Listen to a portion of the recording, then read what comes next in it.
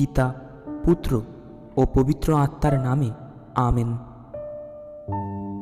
হে সর্বশক্তিমান ঈশ্বর, আজ সারাটা দিন আমার সাথে সাথে থেকে আমাকে সমস্ত বিপদের হাত থেকে রক্ষা করার জন্য তোমাকে ধন্যবাদ।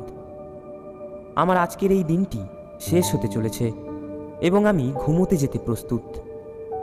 হে ঈশ্বর, আজ সারাটা দিন জেনে বা না জেনে করা আমার সকল দোষ বা পাপের জন্য আমি তোমার কাছে ক্ষমা ভিক্ষা চাইছি।